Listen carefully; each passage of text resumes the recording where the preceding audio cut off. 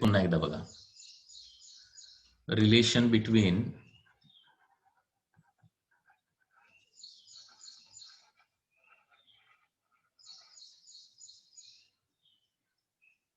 different terms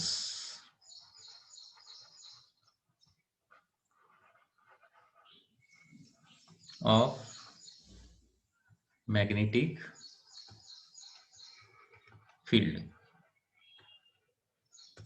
that is mu is equal to mu naught in bracket 1 plus chi. हे आपल्याला prove करायचं आहे. mu is equal to mu naught in bracket 1 plus chi असतं. हे prove करायचं आहे derivation. Okay, आता हे कसं प्रूव्ह करणार लक्षात घ्या. Consider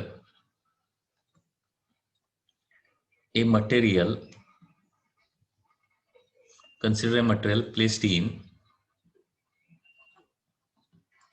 in external magnetic field. Consider a material placed in external magnetic field. Okay, याच्यामध्ये लेट एच म्हणजे काय असणार आहे, मॅग्नेटिक इंटेन्सिटी. जे एक्सटर्नल मॅग्नेटिक फील्ड आहे त्याची काहीतरी स्ट्रेंथ असणार आहे. ओके, तर एक्सटर्नल मॅग्नेटिक फील्डची स्ट्रेंथ जी आहे ती कशाने डिनोट करतो आपण, एच ने डिनोट करतो. So H is equal to magnetic intensity of काय असणार, एक्सटर्नल मॅग्नेटिक फील्ड. एच म्हणजे काय आहे, magnetic intensity of external magnetic field. Okay, त्याच्यानंतर म्यू नॉट म्हणजे काय, permeability of the vacuum.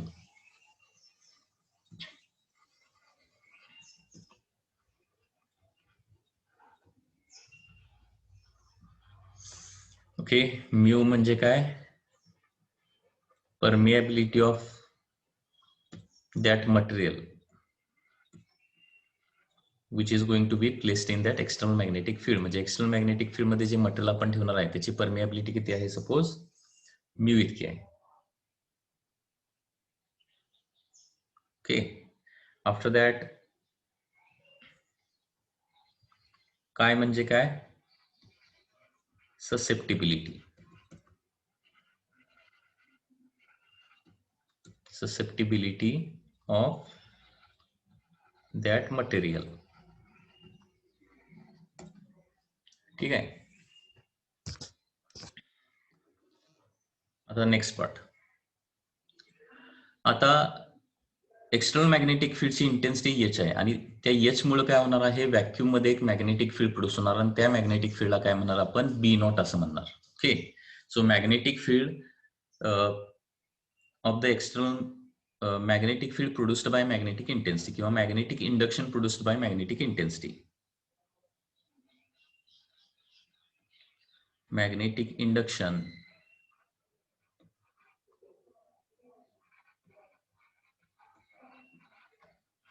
produced by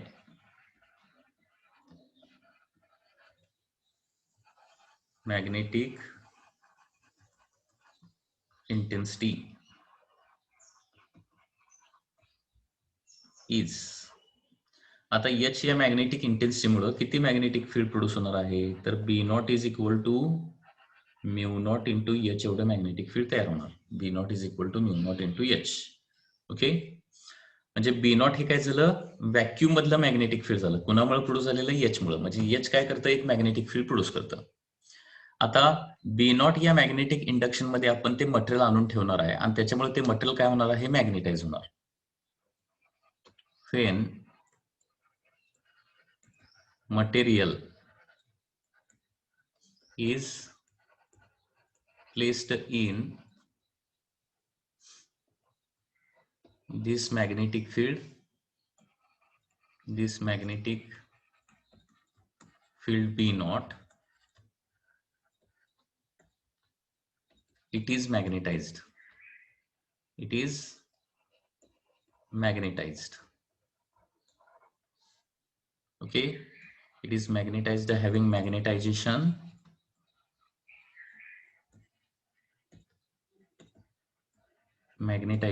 mz. ते मटेरियल जे आहे ना ते मॅग्नेटाइज होणार आहे की ज्याचं मॅग्नेटायझेशन किती असेल mz एवढं त्याचं मॅग्नेटायझेशन असणार आहे. ठीक आहे, हॅव्हिंग मॅग्नेटायझेशन mz. ओके, आता मटेरियल मॅग्नेटाइज झाल्यामुळे ते देखील एक स्वतःचं मॅग्नेटिक फील्ड प्रोड्यूस करणार आहे, त्याला काय म्हणणार बीएम. म्हणजे इथं एकाच वेळी दोन मॅग्नेटिक फील्ड तयार होणार आहेत. म्हणजे मटेरियल नसतानाचं मॅग्नेटिक फील्ड म्हणजे बी नॉट, जे कुणी प्रोड्यूस केलं एच न प्रोड्यूस केले, एच न प्रोड्यूस केलेलं मॅग्नेटिक फील्ड बी नॉट असणार आहे.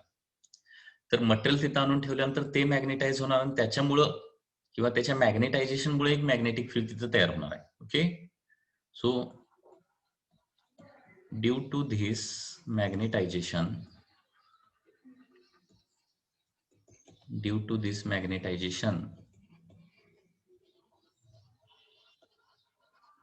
magnetic field produced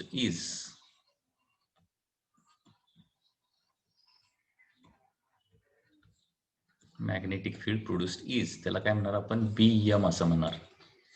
BM is equal to काय येणार आहे mu not into M Z. Okay, आता इथं दोन मॅग्नेटिक फील्ड मटेरियल मध्ये आली, एक म्हणजे बी नॉट आला आणि दुसरं म्हणजे बीएम आलं.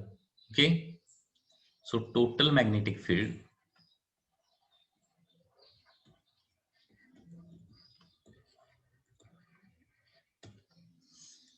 inside material, total magnetic field inside material B is equal to B naught plus BM. आता इथं B naught plus BM असं आपण कधी कन्सिडर करू शकतोय, जर अप्लाय केलेलं मॅग्नेटिक फील्ड बी नॉट आणि तिथं मॅग्नेटायझेशन मुळे प्रोड्यूस झालेलं मॅग्नेटिक फील्ड बीएम हे दोन्ही सेम डायरेक्शन असेल तरच आपण ऍडिशन करणार. हे अपोजिट डायरेक्शन पण असू शकतं. अपोजिट डायरेक्शन असेल तर काय करावं लागेल, सबट्रॅक्शन करावं लागणार आहे. Okay, so B is equal to B nought plus BM येणार. ठीक आहे, आता बी नॉट आणि बीएम रिप्लेस करूया. Therefore B is equal to काय येणार बघा, बी नॉट म्हणजे म्यू नॉट इंटू एच येणार प्लस बीएम म्हणजे काय येणार आहे म्यू नॉट एम झेड येणार. So B is equal to mu nought जर कॉमन काढलं, म्यू नॉट एच कॉमन काढायचं आहे.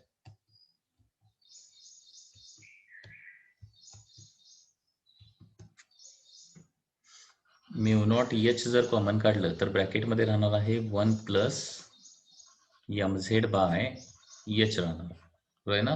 म्यू नॉट एच कॉमन काढलं तर ब्रॅकेटमध्ये काय येणार 1 plus M Z by H राहणार आहे.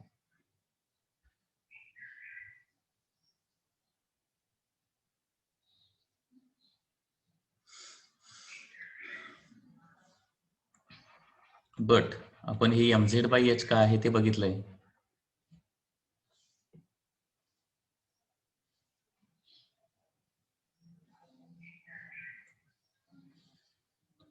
But this mz by h is equal to susceptibility.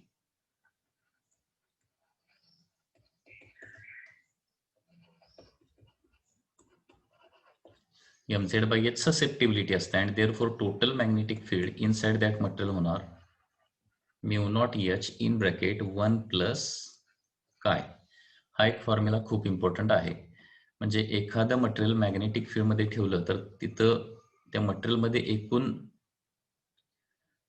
Magnetic field किती प्रोड्यूस होणार तर त्याचा हा फॉर्म्युला आहे B is equal to mu not H in bracket 1 plus काय. किंवा हे आपण असं पण लिहू शकतो, B is equal to mu not H म्हणजे बी नॉट ना 1 प्लस काय असं पण लिहू शकतो. म्हणजे मटेरियल ठेवायच्या अगोदर मॅग्नेटिक फील्ड तिथं सपोज बी नॉट असेल तर मटेरियल ठेवल्यानंतर मॅग्नेटिक फील्ड किती होणार B is equal to B naught in bracket 1 plus काय. हा देखील एक इम्पॉर्टंट फॉर्म्युला आहे.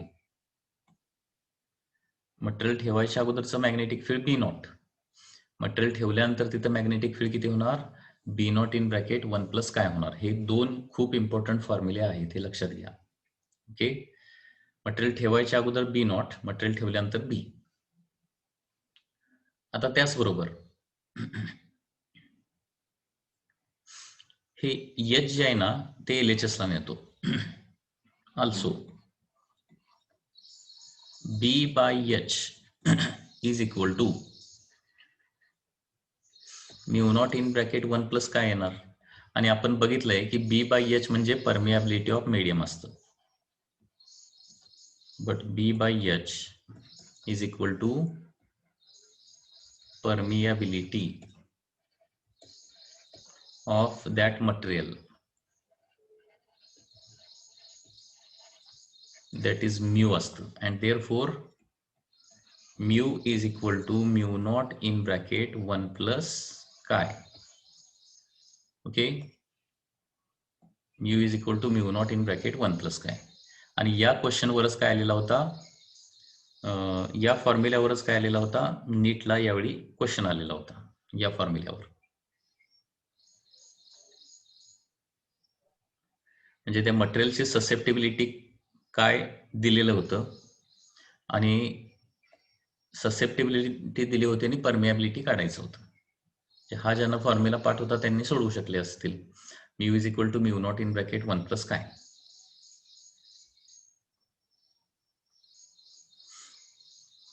Okay, mu is equal to mu not in bracket 1 plus काय.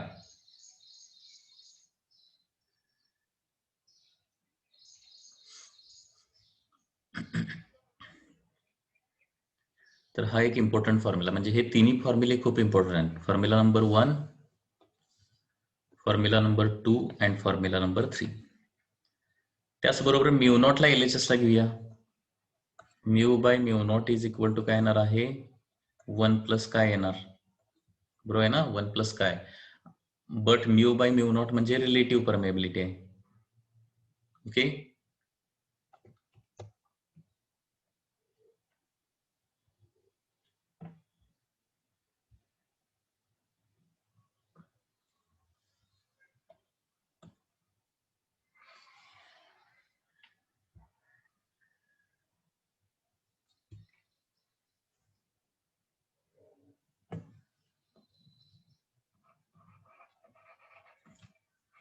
म्यू बाय म्यू नॉट काय आहे, रिलेटिव्ह परमिएबिलिटी,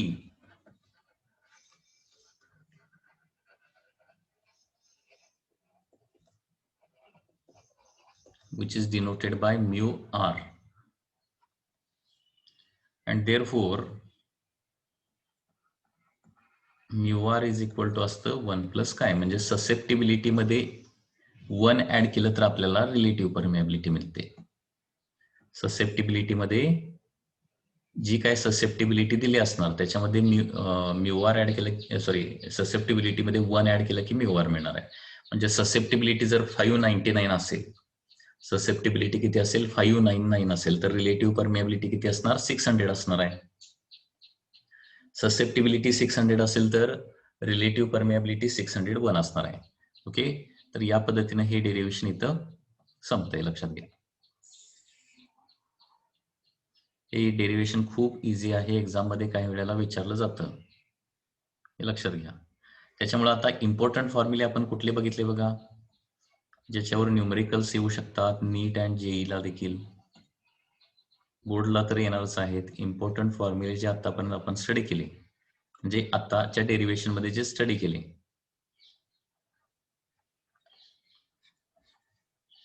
ते फॉर्म्युले कुठले आहेत बघा.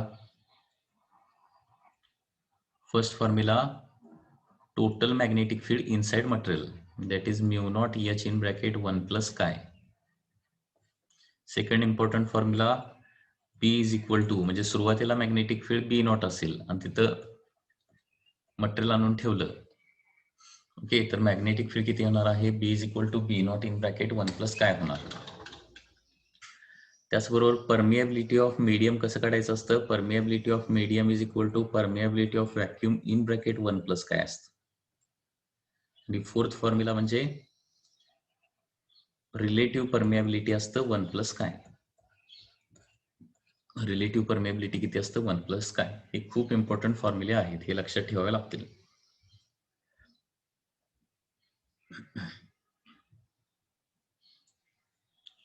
याच्यानंतर आणखी एक डेरिव्हेशन बघूया, percentage increase in magnetic field. Percentage increase in magnetic field.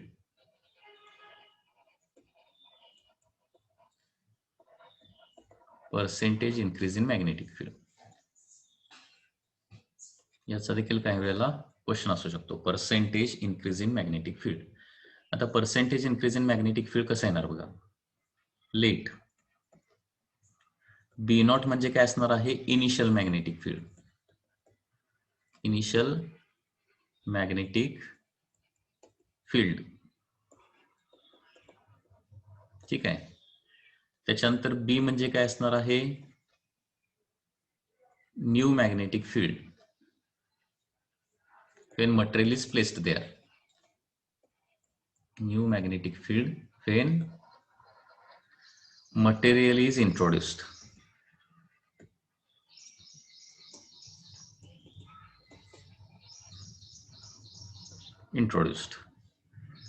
त्याच्यानंतर काय काय म्हणजे काय, ससेप्टिबिलिटी.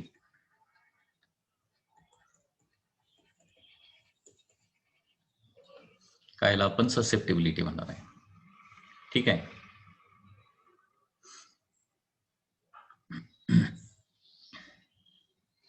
आणि एच म्हणजे काय, magnetic intensity.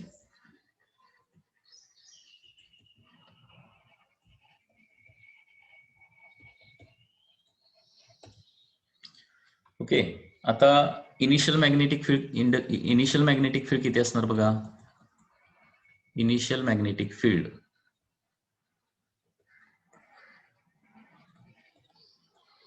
B not is equal to mu not into H असणार आहे. आणि मटेरियल इंट्रोड्यूस केल्यानंतर फायनल मॅग्नेटिक फील्ड होणार आहे, final magnetic field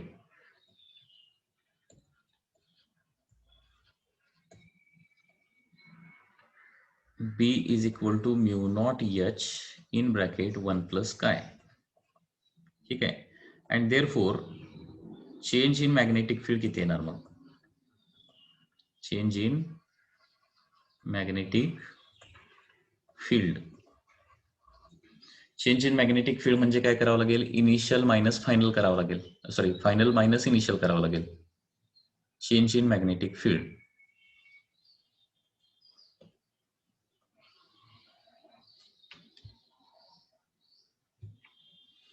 that is final minus initial. Change in magnetic field delta B is equal to B minus B naught. B किती आहे बघा, mu naught H in bracket 1 plus chi minus B not म्हणजे काय आहे, mu naught H आहे. and therefore mu naught H जर common काढलं तर 1 plus chi minus 1 येणार आहे. So change in magnetic field किती येणार आहे, म्यू नॉट H इंटू काय येणार, बरोबर. आता percentage increase in magnetic field काढूया. पर्सेंटेज इन्क्रीज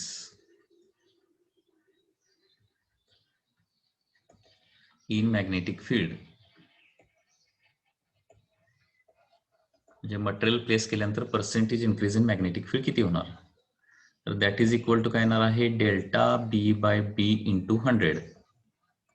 म्हणजे पर्सेंटेज इन्क्रीज कसं काढतो आपण, change in magnetic field divided by original magnetic field into 100. Percentage increase कसं काढायचं, change in magnetic field divided by original magnetic field into 100. So mu naught H into काय, okay, mu naught H into काय divided by original किती आहे, mu naught H आहे, into 100. म्हणजे percentage increase in magnetic field येतं mu naught H get cancel, that is काय into 100 येणार आहे. Okay, percentage increase in magnetic field किती येतं, काय into 100. So this is the final formula. लक्षात आलं का बघा. तर हा एक फॉर्म्युला तुम्हाला पाठ पाहिजे. म्हणजे एखादं मटेरियल ज्याची ससेप्टिबिलिटी तुम्हाला जर दिलेली असेल तर किती पर्सेंट मॅग्नेटिक फील्ड वाढणार असं विचारलं जाऊ शकतं. तर त्याच्यासाठी काय इंटू 100 फक्त करायचं. ओके, काय into 100 is the percentage increase in the magnetic field.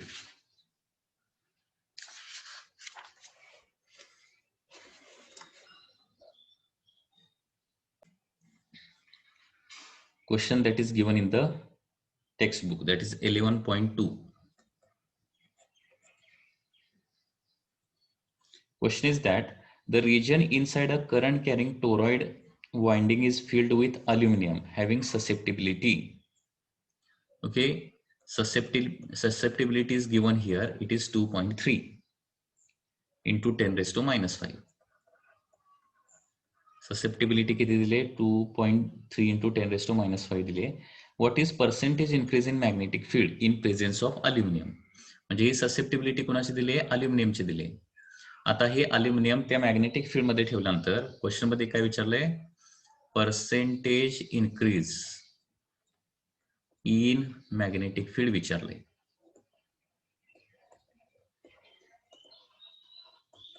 तर हे डायरेक्टली आता तुम्ही सॉल्व्ह करू शकताय.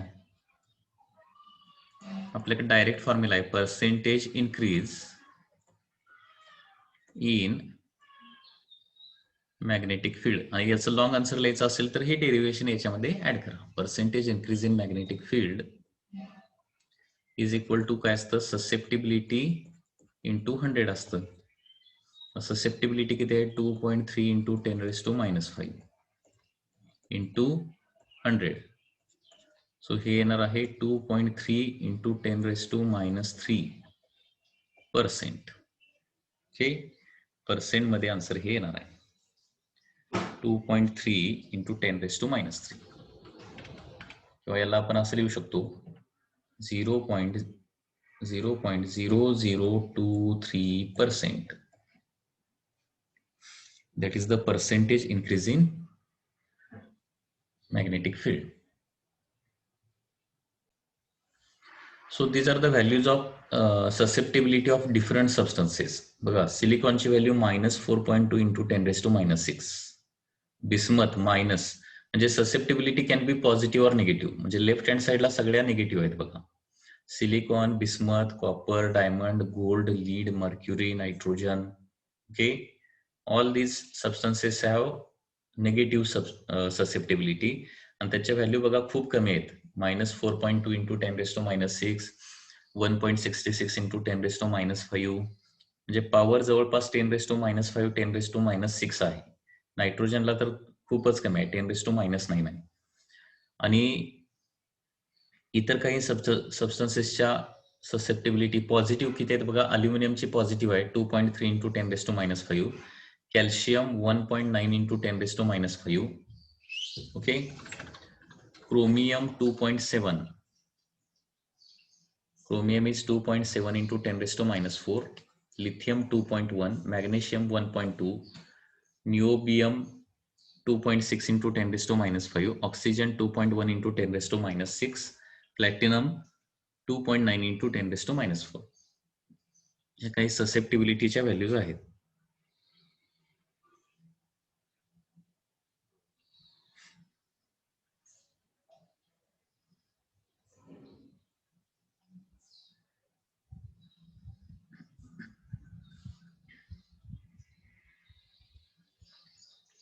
आणखी काही ससेप्टिबिलिटीच्या व्हॅल्यू ज्या टेक्स्टबुक मध्ये दिलेल्या आहेत ते काय आहे?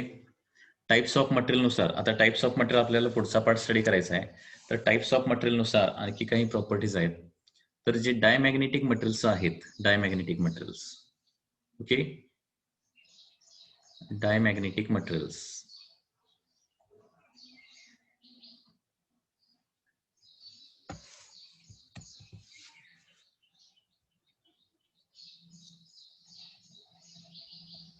Diamagnetic materials. तर इथं ह्या लेफ्ट कॉलम मध्ये जे दिलेत ना त्या सगळ्या डायमॅग्नेटिक मटेरियलच्या ससेप्टिबिलिटीच्या व्हॅल्यू दिलेत आणि त्या किती आहेत बघा. 10 raised to minus 3 मायनस मध्ये व्हॅल्यू आहेत सगळ्या. मायनस मध्ये 10 raised to minus 3 to 10 raised to minus 6 च्या आसपास आहेत, बरोबर. पॅरामॅग्नेटिक जर असेल, पॅरामॅग्नेटिक 10 raised to minus 6 म्हणण्यापेक्षा हे 10 raised to minus 5 म्हणायला पाहिजे approximately. 10 raised to minus 3 to 10 raised to minus 5. Paramagnetic material जर असेल तर पॅरामॅग्नेटिक मटेरियल साठी ससेप्टिबिलिटीची व्हॅल्यू किती आहे बघा. तर साधारणपणे 0 to 10⁻³ असते. 0 to 10⁻³ किंवा 10⁻³ to 0 असं आपण म्हणू शकतो. आणि तिसरं मटेरियल ज्याच्या इथं व्हॅल्यू कुठं दिलेल्या नाहीयेत, फेरोमॅग्नेटिक. फेरोमॅग्नेटिक मटेरियल जर असेल तर याची ससेप्टिबिलिटी असते 10⁻² to 10⁻³ 10⁻² to 10⁻³ असते. म्हणजे 100 to 1000च्या दरम्यान ससेप्टिबिलिटी असते. आता ह्या व्हॅल्यू का बघायच्या आहेत, कारण काही वेळेला याच्यावर MCQ येतात आणि कशा प्रकारचा याच्यावर MCQ येतो व्हॅल्यू विचारली जाणार नाही तुम्हाला, परंतु असा क्वेश्चन येऊ शकतो की which of the following can be susceptibility of diamagnetic substance असा येऊ शकतो, किंवा which of the following can be susceptibility of the paramagnetic. Okay, so diamagnetic म्हटलं तर कंपल्सरी तिथं ससेप्टिबिलिटीचे निगेटिव्हच व्हॅल्यू असली पाहिजे. मग त्याच्यामध्ये एकच निगेटिव्ह व्हॅल्यू दिलेली असेल तर ती आन्सर येणार आहे.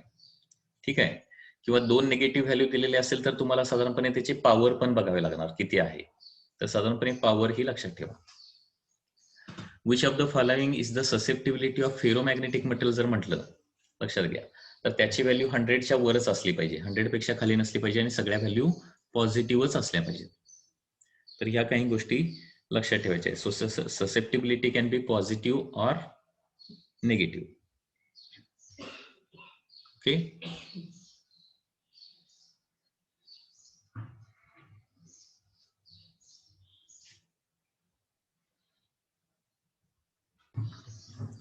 next part that we are going to study is types of magnetic material. Types of magnetic material or types of material based on the magnetic properties. Types of magnetic materials.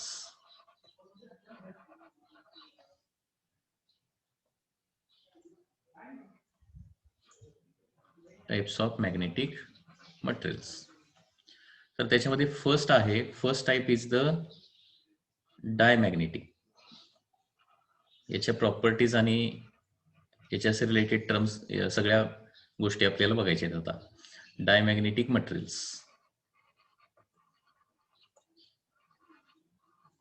Okay, types of magnetic material कुठले आहेत? First is diamagnetic material, second is the paramagnetic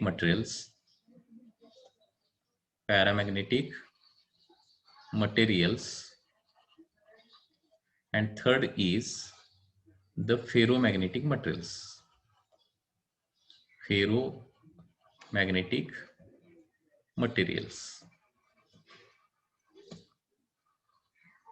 Okay, so types of magnetic material कुठले आहेत? Diamagnetic material, paramagnetic material and ferromagnetic material. Okay, so these are the basically 3 types of material. आणि या सगळ्या टाइपच्या मटेरियलच्या properties आणि त्याचे characteristic जे आहेत, प्रॉपर्टीज, कॅरेक्टरिस्टिक किंवा त्याच्याशी रिलेटेड एक्झाम्पल, हे सगळं आपल्याला बघायचं आहे. तर हा पार्ट आपण नेक्स्ट लेक्चरला बघूया. ओके.